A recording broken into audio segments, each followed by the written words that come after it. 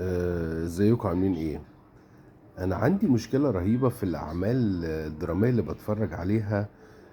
من فكرة التباكي.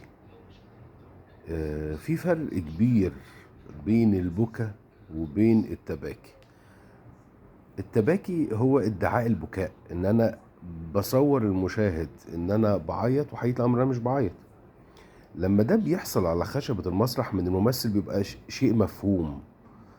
لانه صعب كشفه على المسرح، لان المسافة اللي بين الممثل وبين المشاهد مسافة كبيرة.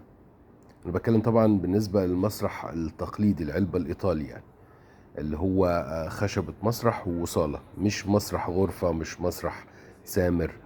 لكن لما يبقى الممثل بيمثل قدام الكاميرا، سواء كان فيلم سينمائي او مسلسل، مش ممكن يعمل فكرة التباكي. مش ممكن تبقى الكاميرا بهذا القرب من تعبيرات وشه، وهو بيعمل نفسه بيعيط، وكل اللي بيعمله مجرد تجاعيد في وجهه وشوية تهدجات في صوته، وبيصور ان هو بيعيط. طب انا دول ايه؟ اوديهم فين؟ ما هم واضحين جدا في الكاميرا.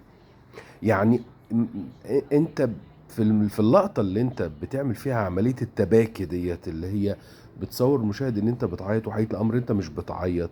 انت بتقول له انا بضحك عليك، انا بنصب عليك. يعني كل المجهود اللي بيبذله الممثل خلال العمل الدرامي، سواء مسلسل او فيلم، بيضيع في لقطة، لانه بيكتشف ان الممثل هنا نصاب. فلو انت عايز تقدم حاجة حقيقية، فيا إما الممثل بيبكي أو ما بيبكيش. يعني لو أنا مش عارف أبكي، في دموع بتتحط، دي سهلة جدا. لو أنا كبريائي كممثل منعني من أنا إن في اللوكيشن أطلب إن أنا أحط دموع شبه كده، عشان ما يتقالش عليا إن أنا مش عارف أعيط ومش عارف، خلاص ما تعيطش.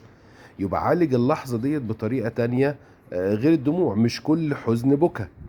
ممكن يبقى لحظة حزن، لحظة صدمة، لحظة عدم إدراك وعدم فهم. ممكن تعالجها بأي طريقة غير فكرة البكا. لو أنت مش قادر تبكي، لو أنت مش عارف تبكي، أرجوكوا، الممثل يا إما بيعيط يا إما ما بيعيطش، مفيش حاجة في النص. شكرا.